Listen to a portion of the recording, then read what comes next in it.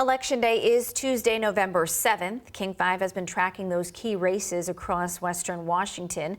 And this morning, we are focusing on voting in King County and what you need to know to be sure your ballot is counted.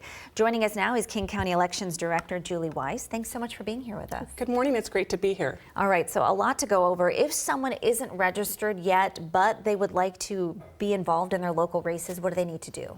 Great news here in Washington State. Folks have until election night to get registered to vote, so they can access one of their vote centers across the region. And here in King County, we've got 6 locations from Kenmore all the way to Kent. You can jump on our website to look at those locations and the hours of operation. But we will be open tomorrow, Monday, 8:30 a.m. to 6 p.m. and then again on Tuesday, Election Day, 8:30 a.m. to 8 p.m. So there's still time to get registered and have your voice heard in this election. All right, good to know. And if someone thinks they are registered but have not yet gotten a ballot, what do they need to do then?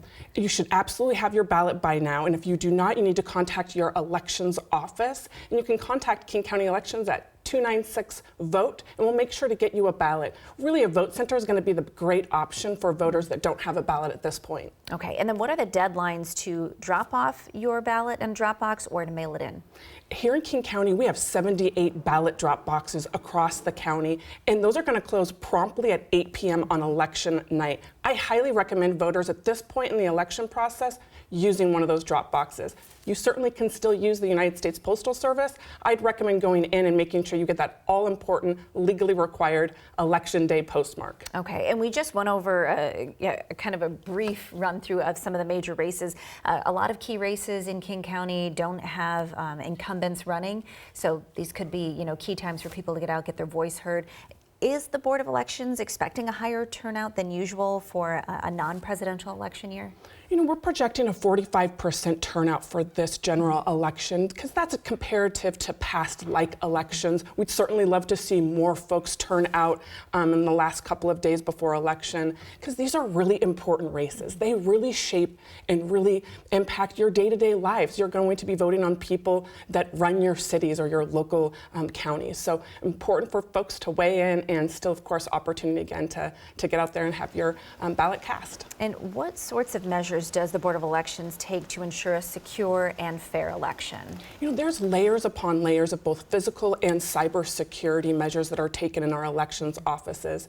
We have trained professional election administrators conducting our elections at our state-of-the-art facility designed for processing ballots, where we audit the election before, during, and after, where we have bipartisan observation at all times, and where we believe in radical transparency, so you can jump online and watch us hard at work through our web cameras, come in and get a tour or a self-guided tour through our facility to be able to look at those.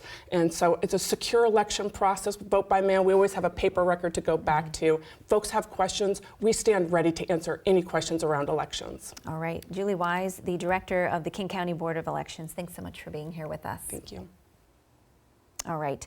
Now, take a look at your screen. If you are still looking through your ballot, still trying to find out what key races are in your area, and you'd like the King County Elections, or the King County Elections and beyond, our election guide, text the word election to 206-448-4545, and we'll send that right to you. And you'll want to stay with King 5 and king5.com next Tuesday night for all of the breaking results starting at 8 p.m.